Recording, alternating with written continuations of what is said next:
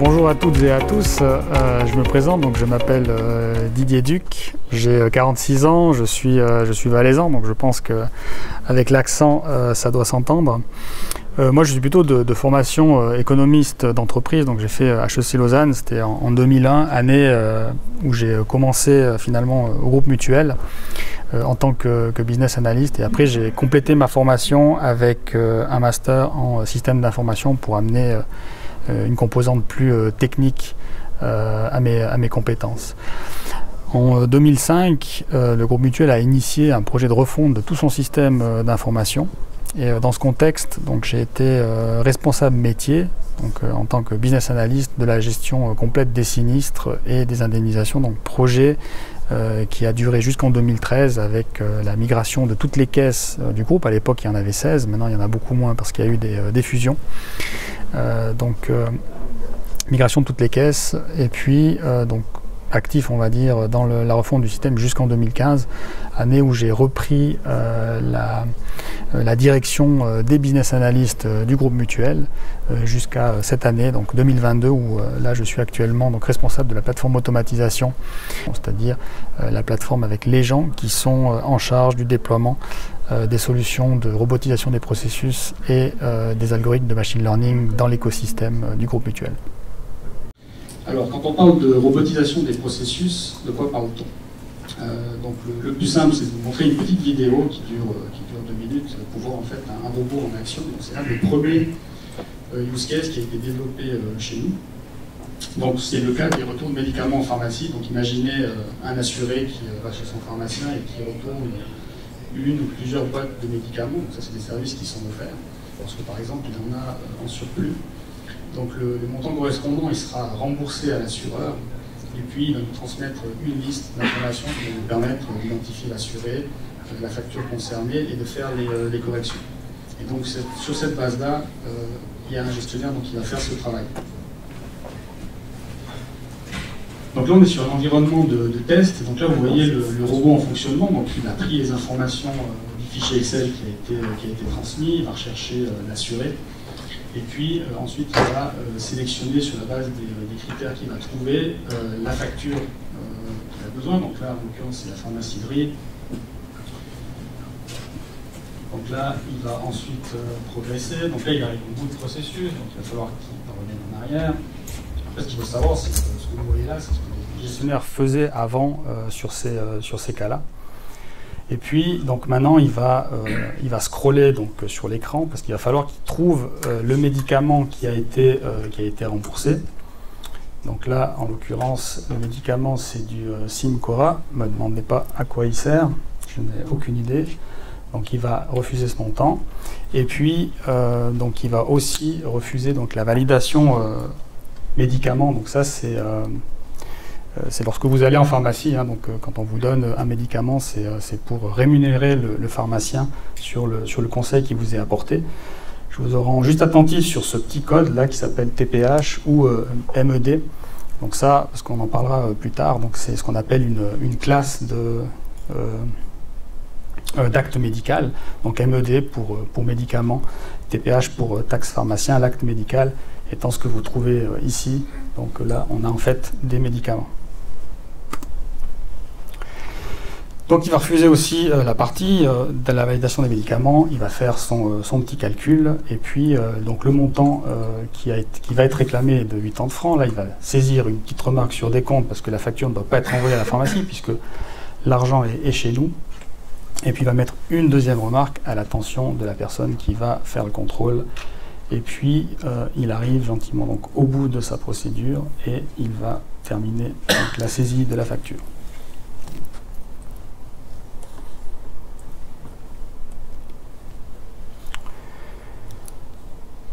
Donc voilà un exemple de robot qui tourne actuellement en production. Alors, quand on parle de RPA, quels sont les avantages, quelles sont les limites? Donc on l'a vu, c'est une technologie qui est vraiment autonome, c'est-à-dire qu'on peut amener de l'automatisation sans impacter le système d'information, et ça fonctionne aussi très bien sur des processus qui utilisent plusieurs types d'applications, des sites web, comme on l'a vu, des suites bureautiques, des applications sur le cloud, des applications on-prem. C'est de la création de capacité. Donc chez nous, avec le recul, c'est à peu près 50 à 80% d'automatisation sur ces activités. Donc ça permet aussi de fidéliser les collaborateurs parce que ça les fait travailler aussi sur des tâches à valeur ajoutée. Vous l'avez vu, hein, c'est pas l'activité qu'on vient de voir, c'est pas du rocket science, hein, c'est pas non plus quelque chose qui est très agréable à traiter à longueur de journée. C'est extrêmement flexible. C'est-à-dire qu'on peut absorber facilement des pics de charge, il suffit de paralléliser les traitements. Et puis, il y a un rythme de livraison qui est extrêmement rapide. On parle de quelques semaines, parfois même quelques jours de développement. Ce qui est intéressant là-dedans, c'est que ça permet de faire du temporaire. Donc, on a aussi fait des robots qui étaient jetables. Ils ont fonctionné peut-être une année ou deux, puis ensuite, on les a décommissionnés. Mais surtout, ça permet d'amener de l'automatisation sur des activités qu'on ne pourrait peut-être pas avec des technologies plus traditionnelles de développement, parce qu'on n'arriverait pas à rentabiliser le coût. Alors les limites, on l'a vu, on est borné par les performances du système d'information, forcément. On est très sensible aux changements, donc chaque fois qu'il y a des changements fonctionnels, il y a un impact. Donc ça signifie qu'il y a une maintenance qui est régulière, elle n'est pas forcément importante, mais il y a une maintenance qui est régulière. Et puis il faut aussi un suivi des performances. Et puis le scope est limité parce qu'on va travailler sur des tâches simples, déterministes, quoique déterministes c'est un peu moins vrai parce que on peut coupler ces technologies de RPA avec des algorithmes de machine learning, c'est ce qu'on appelle de l'hyper-automatisation, et ça permet aussi à un robot de faire des activités de plus en plus compliquées. Alors chez nous, donc, comment on travaille dans ce processus? Donc c'est assez simple, hein, c'est donc l'identification des besoins avec l'expression des besoins, l'arbitrage, les analyses détaillées. Ce qui est important ici, c'est que nous on demande au métier donc, de remplir un cahier des charges qui est assez succinct. Mais ce qu'on cherche surtout, c'est les gains qui sont attendus. Si l'activité est complexe, s'il y a des pics de charge aussi, pour savoir est-ce qu'on est sur une activité qui est régulière ou tout d'un coup il y a un moment dans l'année où il y a beaucoup de volume, et est-ce qu'on est aussi sur des processus qui sont stables. C'est-à-dire qu'on ne va pas se mettre à automatiser des processus pour lesquels il y aura des changements fonctionnels à court terme. Et puis la réalisation, donc le développement des robots, les tests et puis l'exploitation. Alors dans l'exploitation, pour moi en tout cas, le point le plus important, c'est que le robot il doit être vu comme un collaborateur virtuel. Et de ce fait, il doit être sous la responsabilité du business. Ça ne doit pas être de la responsabilité du team qui fait le développement, mais vraiment du métier. C'est comme un collaborateur. Si votre robot ne tourne pas le matin, c'est comme un collaborateur qui est absent. Il faut que le métier soit engagé là-dessus. Et puis, une des manières aussi d'engager le métier, c'est d'avoir de la transparence. Alors, je vais juste passer rapidement, en fait, et je vais vous faire une petite démo tout à l'heure. Donc, on a mis en place 3 systèmes de monitoring. Le premier, c'est le monitoring technique. Donc, on monitore toute l'infrastructure de développement. Donc, on connaît la charge des composants critiques. Et on a un système d'alerting en temps réel. Il y a ce qu'on appelle le monitoring business. Donc là, on peut voir vraiment en temps réel les robots, les activités qu'ils ont déployées, le gain qui a été attendu. On peut voir aussi les objectifs et l'avancement sur objectifs. Donc ça contribue vraiment à responsabiliser le métier. Et puis, il y a un monitoring plutôt pour le team RPA, donc où on voit les erreurs qui sont générées et ça nous permet de suivre s'il y a une péjoration des performances ou pas. Alors, je vais juste passer... Voilà, donc là je vous l'ai mis un peu plus grand, donc vous voyez ici la partie vraiment monitoring technique, donc avec, comme je le disais, toute la charge des composants critiques. Et puis cette partie vraiment business, donc on voit la qualité n'est pas très bonne, on voit toutes les tâches qui sont traitées, donc tous les jours. Donc ça permet vraiment au métier de suivre l'avancement. Et puis donc voilà, on s'était fixé un objectif de 400 000 tâches par année, on est aujourd'hui à 58,6% de l'objectif. Et puis dans la vue plutôt du team RPA, donc on voit la liste des erreurs et puis sur la droite ici vous avez effectivement les courbes d'erreurs. Donc on voit que sur une période d'avril là il y a eu un pic, et donc ça permet aussi à l'équipe RPA de vérifier qu'est-ce qui se passe et puis d'amener les corrections nécessaires. Donc voilà pour la robotisation des processus. Maintenant, je vais vous parler cette fois-ci du machine learning.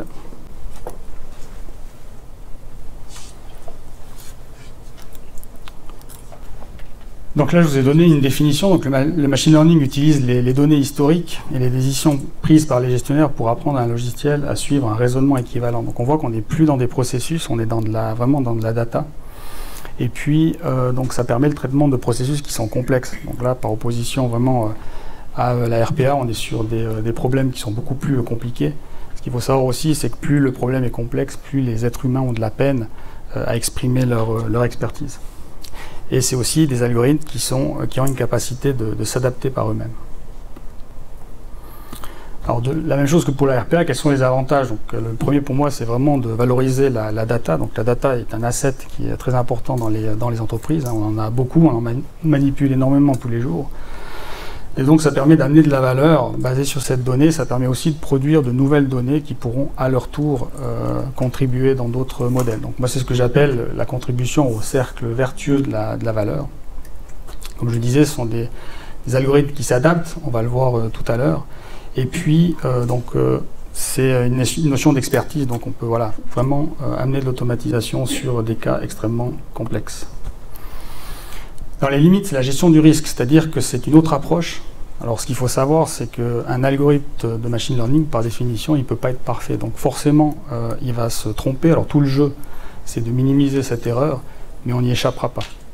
Ça veut dire que lorsqu'on veut amener la valeur en production, il faut vraiment avoir une vision risque de ce qu'on veut automatiser. Et puis, un aspect aussi recherche et développement, c'est que l'IA, il y a des gens qui la vendent comme ça fait tout, même le café, mais en fait, c'est pas vrai. C'est pas une garantie de succès, parce que peut-être il va vous manquer des données, parce que peut-être le processus qui est réalisé par les humains utilise des informations qui ne sont pas enregistrées dans le système, et dans ce cas-là, c'est pas impossible d'avoir un échec. Ou simplement parce que les performances, elles ne sont pas au rendez-vous.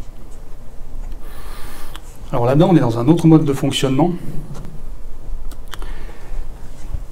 Donc dans la phase d'analyse déjà, on va analyser, on va dire, la faisabilité de la résolution du problème par l'IA.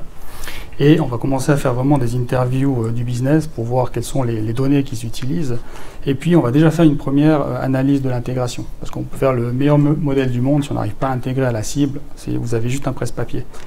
Et l'intérêt de l'interview des métiers, de l'intégration, c'est de onboarder dès le départ les développeurs IT et le business dans la démarche. Ensuite, on va procéder à la fabrication elle-même, donc le développement du modèle, et puis on va l'amener le plus rapidement en production dans un mode qu'on appelle log, c'est-à-dire que le modèle, il va simplement enregistrer les décisions, le gestionnaire, lui, continue à faire son travail comme il fait d'habitude. Et ça va nous permettre en fait de comparer les performances, c'est-à-dire entre ce que le modèle aura obtenu comme résultat et ce que les gestionnaires auront saisi. Donc on va analyser ces performances, et puis on va commencer déjà à définir des seuils de traitement. Et c'est là qu'on va rentrer en phase de valorisation, c'est-à-dire qu'on va définir vraiment la stratégie de prise de décision. Donc dans quel cas on va automatiser le traitement, dans quel cas on sera sur de l'aide à la décision plutôt, et dans quel cas on ne remonte pas les informations parce que les résultats ne sont pas bons. Alors c'est pas tout ou rien en général, c'est vraiment une combinaison de ces différentes possibilités. Et donc pour finir, on va passer en phase d'amélioration. Donc il faut savoir que ces modèles, ils dérivent avec le temps, ce qu'on appelle la dérive conceptuelle, c'est-à-dire que leur performance, elle diminue avec le temps. Et donc il faut continuellement les réentraîner. Ils ont cette capacité d'adaptation, mais on le verra dans un exemple concret, c'est pas toujours ce qu'on veut. Alors le premier exemple que j'aimerais vous montrer, c'est ce qu'on appelle la classification des actes médicaux. Donc vous avez ici à droite une facture. Donc voilà, si vous êtes en Suisse, je pense que vous l'avez tous au moins vu une fois. Si ce n'est pas le cas, tant mieux pour vous. Si vous êtes en parfaite santé, c'est super. Et donc un acte médical, il est défini par un tarif et par un code. Ça, c'est dans le meilleur des cas. C'est-à-dire que c'est standardisé. Donc cet acte médical, c'est ce que je vous ai montré tout à l'heure. MED pour médicaments, SME pour soins médicaux, LAB pour laboratoire. Et si ces actes médicaux ne sont pas standardisés, donc comme dans ces positions-là, vous n'avez plus des codes, vous avez du texte libre, donc qui est dépendant de chaque dispensateur de soins. Dans ce cas-là, ce travail est fait par un gestionnaire donc, qui va se baser sur la description, ce que vous avez ici en orange, pour prendre la décision. Alors ce use case, donc cette activité de classification, elle était réalisée en moyenne 2 millions de fois par année. Donc c'est pour vous donner vraiment l'ordre de grandeur. Donc un grand potentiel d'automatisation, et aussi l'intérêt, c'est qu'il y a énormément de données. Alors la donnée, justement, donc l'importance de la donnée, ça, c'est la classification qui était faite par les gestionnaires pour ce qu'on appelle le DOTAREM. Donc le DOTAREM, c'est un produit de contraste, c'est un des produits de contraste lorsque vous passez des IRM. Donc on voit que dans les classements qui ont été faits par les gestionnaires, on a trois classes différentes, donc il y a énormément de dispersion. Alors le résultat de cette dispersion, c'est le fait d'une spécialisation des gestionnaires. C'est-à-dire qu'on a des gestionnaires qui vont traiter des factures de médecins, d'autres qui vont traiter des factures d'hôpitaux, etc. Donc il y a une cause organisationnelle. Alors on pourrait se dire, ok, quelle solution pour prendre en compte cette dispersion? On pourrait se dire, ok, si c'est une cause organisationnelle, on pourrait prendre des informations qui sont liées aux gestionnaires. Alors peut-être qu'on arriverait à trouver un modèle, effectivement, qui arriverait à prédire correctement ces classes avec ces informations-là. Mais après, il faut se projeter justement dans le processus. Et dans le processus, lorsque vous allez vouloir automatiser, eh ben, la notion de gestionnaire n'existe pas. Donc ce n'est pas une bonne solution. Mais il pourrait y en avoir d'autres. On pourrait faire des entraînements spécifiques. Mais la vraie bonne question à se poser, c'est est-ce qu'il faut ou non prendre en compte cette dispersion? Donc c'est le biais dont je vous parlais tout à l'heure. Et qu'en fait, quand on regarde les classements qui ont été faits par le moteur de règles sur les mêmes médicaments, donc le DOTAREM, lorsqu'on avait une codification qui était standard, en fait, il n'y a pas cette dispersion. Tout est vraiment classé sous médicament. Et donc, la conclusion de tout ça, c'est que la prise en compte de cette dispersion, elle n'est pas souhaitable. Donc, ce qu'on remarque, c'est lorsqu'on nettoie correctement la base de vérité, c'est-à-dire qu'on élimine cette dispersion, en fait, on a un algorithme qui ne sera pas biaisé, et donc on va augmenter globalement la qualité.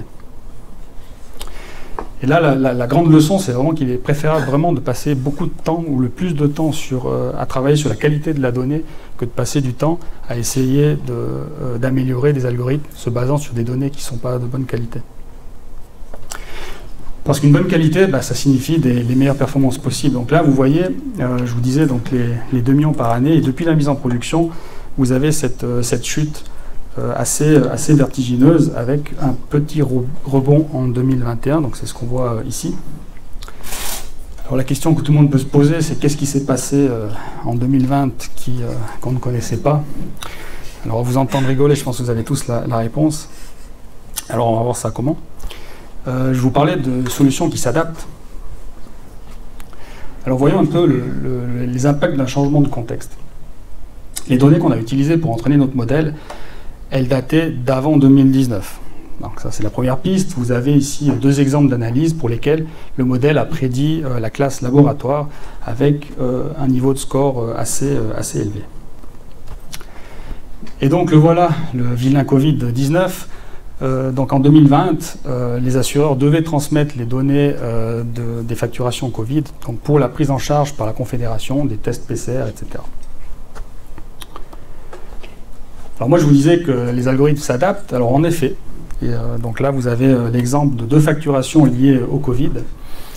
Alors ne me demandez pas précisément ce que ça veut dire, mais notre algorithme a bien prédit que c'était des analyses de laboratoire, et vous voyez aussi avec des scores qui sont vraiment très élevés. Donc ça veut dire, avec la capacité de généralisation, lorsqu'il y a des choses nouvelles qui arrivent, il est en mesure de prédire correctement. Alors ça ne nous arrangeait pas forcément parce que comme on devait isoler en fait ces traitements, ça fait qu'on n'arrivait plus à les identifier puisqu'ils étaient traités automatiques sous un classement laboratoire. Donc on a dû mettre en place une règle pour forcer le traitement manuel par les gestionnaires, et c'est pour ça en fait que vous avez ce rebond. Par contre, au fur et à mesure que le temps passe, donc les gestionnaires travaillent sur ces nouvelles données, et puis on peut ensuite réentraîner le modèle qui va cette fois-ci prendre en compte ces nouveaux changements. Et à présent, ce genre d'actes médicaux, il le prédit correctement sous la classe COV. Donc on arrive à identifier cette fois-ci de façon automatique que c'est du Covid. Un autre exemple que j'aimerais vous présenter, c'est l'analyse du risque. Alors quel est le problème à résoudre? Donc on réceptionne des offres, et puis dans les offres, des fois il y a des questionnaires médicaux qui sont remplis, des fois pas. Donc s'il n'y a pas de questionnaire médical, on l'accepte, ça c'est 80% des cas. Et puis s'il y a un questionnaire médical qui est rempli, dans 20% des cas, en fait, il y a une analyse du risque qui est faite. Et puis, à l'issue de cette analyse du risque, on peut soit accepter le contrat, donc ça c'était dans 78% des cas, soit passer par une analyse complémentaire dans 22% des cas, avec ensuite une décision finale qui est je peux accepter encore, je peux refuser ou émettre une réserve. Donc nous, notre use case, il se situe vraiment sur l'analyse du risque en première intention, c'est-à-dire sur la base d'un questionnaire médical, la prédiction de l'acceptation d'un contrat. Alors le problème que ça pose, c'est qu'on utilise des compétences à haute valeur ajoutée qui sont investies pour que dans 78% des cas, finalement, on accepte des assurés qui ne représentent pas de risque pour l'entreprise. Et pour ces mêmes 78%, en fait, l'expérience client est dégradée parce qu'on va prendre du temps pour donner une réponse, alors qu'on pourrait, si on était plus efficace, donner une réponse d'acceptation immédiatement. L'effet boîte noire, donc comment on peut amener de l'explicabilité sur ces algorithmes? Alors, il y a des librairies Python, je ne vais pas rentrer dans le détail, qui s'appelle le SHAP, Shapley Additive Explanations. Ça permet de voir, en fait, lorsqu'on entraîne un modèle, quelles sont les variables, les features qui sont importantes. Et on voit ici qu'il y a l'âge qui est important, la question, et le plus important, c'est le nombre de produits dans l'offre. Donc ça peut traduire, on va dire, une sensibilité commerciale dans la taxation du risque, ou le fait peut-être que le risque il est dilué par le fait que plus vous avez de primes, moins le risque il paraît être important. Donc l'explicabilité, pourquoi? C'est pour amener de la confiance. Donc on peut prendre ensuite ces différentes features et puis les analyser plus finement. Donc là je vous en ai pris deux. La première c'est l'exemple de l'âge. Donc ce que vous avez en vert ici, ce sont les valeurs liées à l'âge qui ont un impact positif sur le modèle, donc que le modèle va considérer comme étant plutôt favorable au risque. Et lorsque c'est rouge, c'est plutôt défavorable. Donc on voit qu'il y a trois périodes. Il y a avant 16 ans où on a vraiment un impact très positif et très fort. Entre 19 ans et 37 ans, où l'impact il est toujours positif mais plutôt modéré. Et on voit qu'à partir de 37 ans, vraiment l'impact il devient négatif. Et de façon vraiment croissante. Alors, quand je vous dis ça, en fait, c'est que l'algorithme, rappelez-vous, il se base sur les données qui ont été saisies par les gestionnaires. Donc ça traduit en fait une certaine réalité des gestionnaires. Ça veut dire que les gestionnaires, quand ils taxent leur risque, ils prennent en compte déjà ces éléments. L'autre exemple, c'est le BMI. Alors on voit sur ce graphique, en fait, il y a là aussi trois zones. Il y a la zone, on va dire, normale, qui est un BMI entre 18,5 et à peu près 25, où on voit que l'impact il est quasiment neutre. Sur un BMI, donc pour les assurés qui sont dits entre guillemets maigres, il y a un impact négatif mais assez modéré. Après bien sûr, en dessous de 5, on est plutôt sur des valeurs aberrantes. Et on voit très bien qu'au-dessus de 30, où là on est vraiment sur des surpoids pathologiques, on voit que l'impact il est extrêmement grand et extrêmement négatif. Donc on peut en déduire en fait que les gestionnaires, lorsqu'ils font leur traitement, ils intègrent déjà quelque part les recommandations de l'OMS par rapport à ce BMI. Donc là, on a pris, on va dire, les données de façon indépendante. Alors regardons quand on les combine ensemble, et ça, c'est pour amener plutôt, cette fois-ci, de l'acceptation sur les décisions. Donc analysons maintenant les contributions de ces différentes variables. Alors le schéma paraît compliqué, mais en fait, il est assez simple. Ce qui est en vert, en fait, c'est ce qui va pousser le score du modèle en positif, c'est-à-dire sur la notion de bon risque. Ce qui est en rouge, au contraire, c'est ce qui va pousser sur la notion de mauvais risque. Ensuite, donc, plus la taille de ces barres elle est grande, et plus ce qu'on appelle la magnitude, c'est-à-dire plus la force avec laquelle la variable va pousser vers le bon risque ou vers le mauvais risque est grande. Et au final, on a donc une valeur finale en gras, donc 2,17 moins 2,02, qui est la valeur du risque qui est calculée par le modèle. Alors après, pour que ce soit un peu plus parlant, on peut transcrire ces informations-là. Ça, c'est une courbe qu'on appelle une courbe Logit. Et puis en fait, le 1,281, par exemple, c'est la valeur de base du risque. Ça représente la moyenne de toutes les prédictions. Alors rappelez-vous, je vous ai dit, 78% des cas sont acceptés. Et le 78% des cas, qui se trouve ici, ça nous donne bien 1,281 sur le graphique. Donc de la même façon, 2,17, on peut la prendre ici et on sera à un peu plus de 88-89% de score. Ce qui est intéressant dans ce genre de graphique, c'est que finalement, quand on explique ça aux gestionnaires, ils peuvent voir l'ensemble des variables qui influencent le modèle, avec quelle force, mais ça leur permet aussi finalement de voir ça selon le propre raisonnement qu'ils font. Et donc, avec ce genre de choses, avec ce genre de graphique, on les fait vraiment pas comprendre comment un modèle fonctionne, mais quels sont les éléments qu'il en tient compte. Et puis, ça permet vraiment, ça permet vraiment de mieux accepter les décisions qui sont prises. Maintenant, la question, c'est comment on peut représenter ce risque, parce que des scores de 2,17, moins 2, c'est pas tellement parlant. Nous, ce qu'on cherche à faire ici, c'est d'obtenir une décision qui est binaire. Est-ce qu'on accepte ou on n'accepte pas en première décision? Cette décision, elle est basée sur le risque. Est-ce que mon client, ou mon futur client plutôt, est un bon risque ou un mauvais risque? Donc on ne peut pas faire un modèle qui va simplement se baser sur quelque chose de binaire, parce qu'il n'aura pas assez de subtilité. Donc ce qui a été convenu avec le métier, c'est d'opter pour une représentation en étoiles. Donc c'est quelque chose qui est parlant pour les gens, parce que c'est lorsque vous faites des évaluations sur un site web, etc. Donc 5 étoiles, c'est un très bon risque, et puis 1 étoile, c'est un mauvais risque.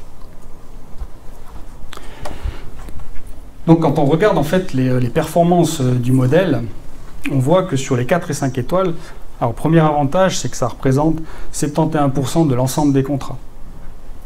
Et puis vous avez des scores d'acceptation de 99,5. 0,5, ça veut dire que le modèle n'a pas pris la même décision que le gestionnaire. Ça ne veut pas dire qu'il s'est trompé, parce qu'il peut faire des fois mieux que le gestionnaire, mais c'est un delta. Et puis sur 4 étoiles, vous êtes à 94,63 de correct. Donc c'est là où je vous disais, c'est important dans la décision de prendre en compte le risque que vous voulez prendre. Typiquement ici, la stratégie d'automatisation qui a été décidée avec le métier, c'était d'automatiser les 4 et 5 étoiles. Parce que finalement, le risque que vous prenez, c'est d'accepter un assuré que vous auriez dû refuser.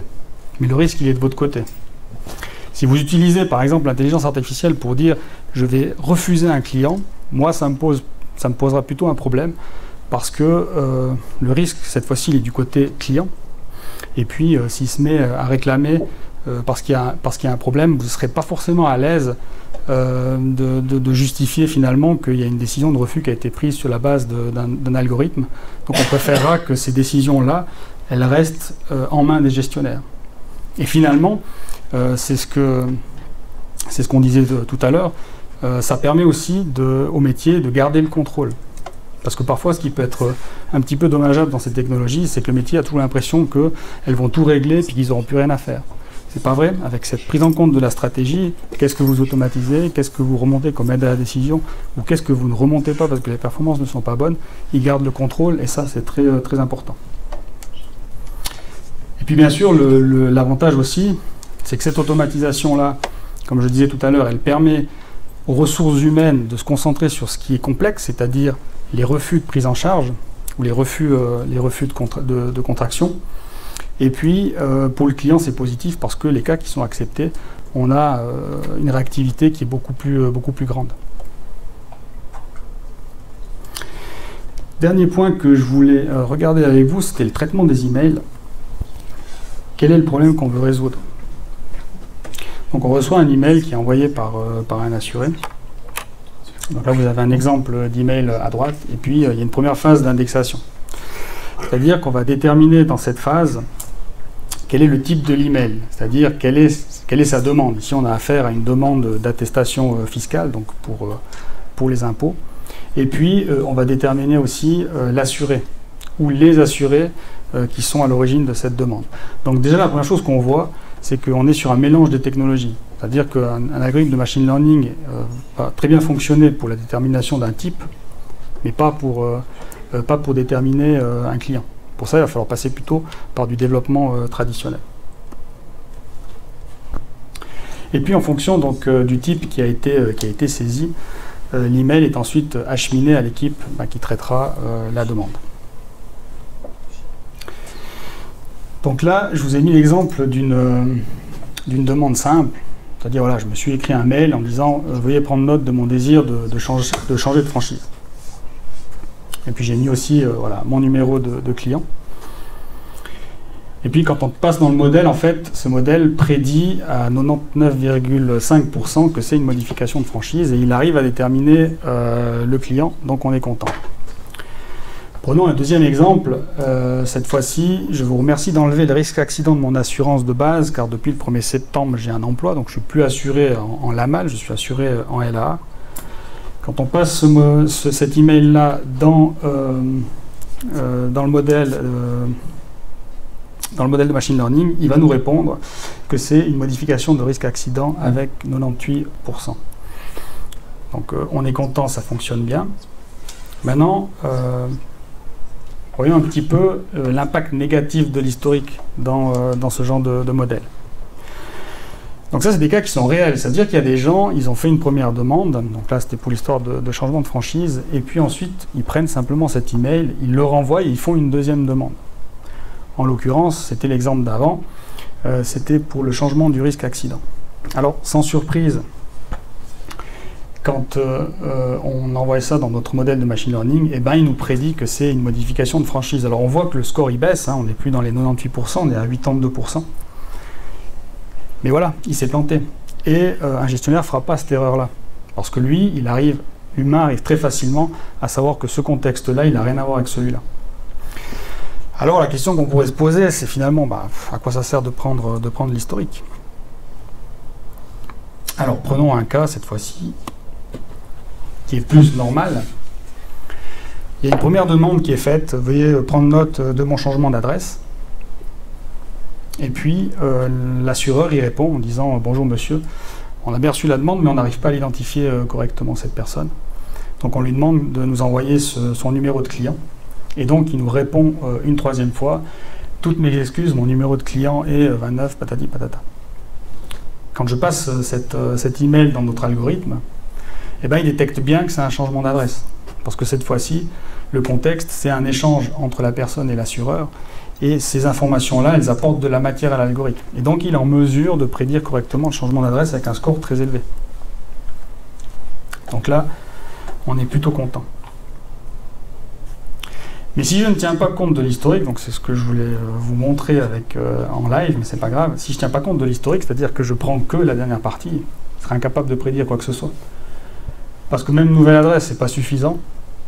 Et puis, toutes mes excuses, mon numéro de client, donc là, le petit développement qu'on a fait pour prédire le client, ça va fonctionner, mais il sera incapable, rien que sur cette base-là, de déterminer le type.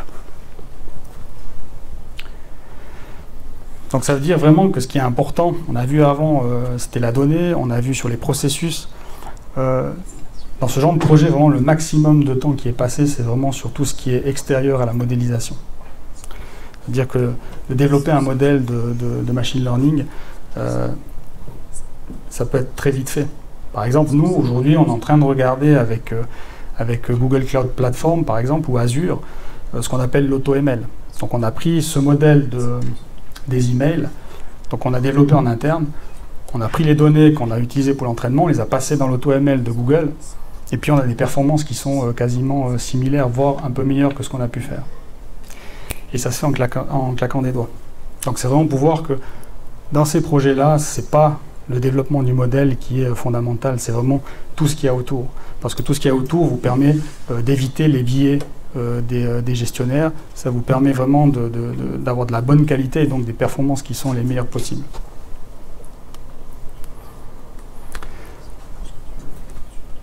Alors la conclusion que je voulais vous amener en fait, c'est qu'on a de nouvelles solutions qui émergent pour amener de la valeur à l'entreprise. Mais les solutions, il ne faut pas les opposer. Moi, j'entends trop les gens qui disent « Ouais, mais la RPA, ça me fait penser à des macros Excel. » Ou quand on parle de moteur de règles, ouais, mais ça, c'est old school. Maintenant, c'est les algorithmes de machine learning. Pour moi, ça, c'est une erreur. Ça veut dire qu'à chaque problème, il y a une technologie qui est la mieux adaptée. Il y avait une question, je crois que c'était vous, monsieur, par rapport à la RPA. En fait, pour automatiser n'importe quelle activité, on peut utiliser n'importe quelle technologie. Ça n'a pas les mêmes coûts de mise en œuvre, ça n'a pas les mêmes risques et ça n'a pas les mêmes chances de succès. Donc finalement, les technologies, c'est comme les humains. Il ne faut pas les opposer, il faut en fait, ce n'est pas des technologies qui s'opposent, mais elles se complètent pour avoir vraiment une meilleure performance. Pour maximiser vraiment les chances d'adoption de ces technologies par les gestionnaires, c'est fondamental, c'est la collaboration, donc qu'ils soient intégrés le plus rapidement possible dans le processus, et c'est aussi la transparence. On ne va pas leur expliquer comment un algorithme fonctionne, parce que même les data scientists, ils ne savent pas comment. Mais par contre, on peut amener des informations qui leur amènent à comprendre le raisonnement qu'il y a derrière. Et puis, pour maximiser donc, les chances de succès, c'est ce que je vous disais tout à l'heure, c'est vraiment insister sur tout ce qu'il y a autour. Ce n'est pas l'algorithme qui est le plus important, c'est vraiment le processus, la qualité de la data, et ça, c'est vraiment fondamental. Voilà, j'en ai fini. Alors, je pense qu'on a un peu de temps pour les... Voilà, super. Et voilà, je ne sais pas si...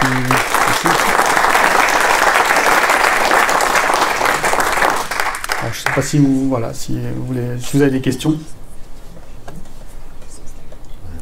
Je reviens un peu au début de votre présentation. Comment vous avez géré au niveau des robots tous les accès liés aux applications?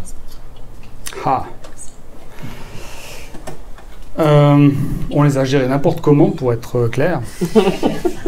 Et puis ensuite, il y a les gens de l'audit interne qui sont arrivés et puis qui nous ont dit « ça va pas ». Donc en fait, on a mis en place tout un système pour partir avec un minimum de droits. Par exemple, ces robots, ils font des accès en base de données. Donc on part avec aucun droit. Et puis, quand on veut développer, par exemple, un cas, on dit, OK, on a besoin de cette table-là, des informations qui sont dans cette table-là, donc on donne des droits, on donne des droits. Ensuite, dans notre système de gestion, on travaille par des ACL. Donc, en gros, quand on va faire une activité, à la place d'un gestionnaire. Donc, on va prendre les droits du gestionnaire, on va dire, qui a le moins de droits. Donc, c'est vraiment y aller avec la notion du moins de privilèges. Et quand vous avez des besoins en plus, alors vous rajoutez ce qu'il faut. Donc voilà, on est vraiment parti à la one again pour faire les choses. Et puis ensuite, on a vraiment mis ce qu'il faut parce que c'est plus facile de rajouter des choses que d'avoir un paquet de droits, puis ensuite de savoir qu'est-ce qu'il faut l'enlever. Parce que le jour où vous en enlevez un, il y a tout qui vous pète à la figure, et puis vous ne savez pas quel était le problème. Et les changements de mot de passe, c'est géré via le changement de droit, changement de mot de passe. Du robot, par exemple. Du compte du robot. Non, ça on le fait à la mimine, ouais. Par contre, on s'était posé la question, effectivement, si on a un peu de temps peut-être de développer un robot qui le fait pour les autres robots, ça serait effectivement possible. Alors aujourd'hui, on s'excite pas trop avec ça parce que on a 7 licences, hein, d'accord. Donc ça génère quand même, vous avez vu, 250, objectif de 400 000 tâches par année, donc c'est pas...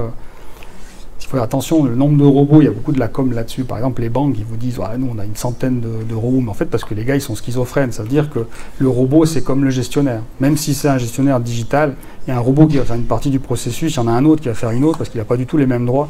Nous, on a plutôt une vue assez transverse par rapport à ça. Donc, c'est pour ça qu'on a peu de robots, mais qui génèrent beaucoup de tâches. Vous utilisez quoi comme solution? Alors, nous, on utilise YPass. Alors quand on a démarré en 2019, on n'avait pas vraiment de religion là-dessus, donc on s'est plutôt fait conseiller. Et puis, alors l'intérêt de ce que je vous ai montré avant, c'est que alors, les autres technologies, je ne connais pas. Il y a Automation, enfin comme à la télé, on va les nommer, Automation Anywhere, il y a YPass, Blue Prism par exemple, et puis il y a Microsoft qui arrive maintenant. L'intérêt pour nous, en tout cas, de YPass, c'est que les logs qui sont populés par les robots, on peut les pousser directement dans la stack ELK, donc Elasticsearch et Kibana. Donc ça permet d'ingérer énormément de données. C'est Kibana, donc c'est les dashboards que je vous ai montré tout à l'heure. Donc il y a ça qui est en natif, qui pour nous était en tout cas très, très intéressant, parce que ça amène vraiment de la visibilité, du pilotage par le métier.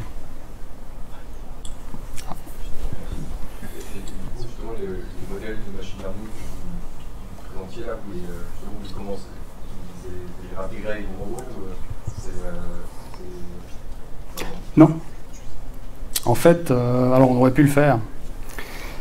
Comme on est sur un système un groupe mutuel, par exemple, si on prend les factures, c'est 17 millions de factures par année, donc c'est vraiment des volumes qui sont énormes.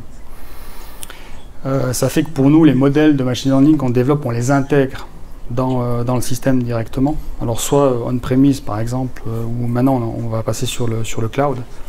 Mais on aurait pu par exemple effectivement les exposer via des API et puis avoir des robots qui utilisent ces API et puis qui font le job. Mais voilà, dans notre stratégie sur vraiment des énormes volumes, par exemple la classification des actes médicaux, c'est 300 000 factures par année qu'on peut être automatisées en plus grâce à l'intelligence artificielle. Donc voilà, on est plutôt dans une logique d'intégration. Mais par contre, on fait de la combinaison de robots enfin, on fait un petit peu d'hyper-automatisation avec de l'OCR et ce genre de choses. On commence à amener de l'intégration avec de l'intelligence artificielle, mais voilà, on était plutôt sur... Je crois qu'il y avait une question au fond. Je voulais savoir si vous avez eu des ratés, des cas où justement vous avez tenté de voir ce que vous pouviez analyser en termes d'aide à la décision avec le machine learning, et puis finalement dire non mais le résultat, et quels sont justement les éléments qui font que vous êtes arrivé à des ratés? Oui, on s'est planté en beauté sur un projet, c'était l'association d'une facture dans le contexte d'un sinistre. C'est-à-dire que vous recevez une facture de maladie ou d'accident et puis vous devez identifier le bon... voilà. Donc moi j'ai bossé avec le data scientist, il vient tout content, super, des F1 de machin bidule. Et puis je dis bah ok, on va regarder maintenant les résultats quoi. Et puis on est à la ramasse complet en fait. Et on a la ramasse complet pourquoi? Parce que ce qu'on n'a pas anticipé, c'est que les sinistres, ils n'existent pas toujours. Ça veut dire qu'on a des différences parce que nous, on va se baser sur l'existant, mais les gestionnaires, en fait, ils créent énormément de sinistres quand ils n'existent pas. Et en fait, ce bruit-là, on ne l'a pas intégré, et alors on l'a mis un peu de côté parce qu'on a eu d'autres projets à faire. Mais ça nous a vraiment empêché d'activer cette valeur et d'amener en production parce qu'il n'y a aucune stratégie possible en termes d'automatisation ou d'aide à la décision qui soit efficace. Donc là, voilà, on s'est ramassé. C'est pour ça que je vous disais, l'intelligence artificielle, il n'y a aucune garantie de succès. Les gens qui vous disent, on déploie les trucs, ça fonctionne, c'est pas vrai. Il y a cette composante vraiment recherche et développement qui fait que voilà, vous allez investir du temps, de l'argent, et puis vous n'aurez pas le succès. C'est pas grave en soi, sauf si vous avez que des problèmes. Mais voilà, ça, il faut vraiment en être conscient. Ouais, on va continuer la discussion en montant, si vous voulez bien. Et si vous voulez bien aussi remplir le sondage.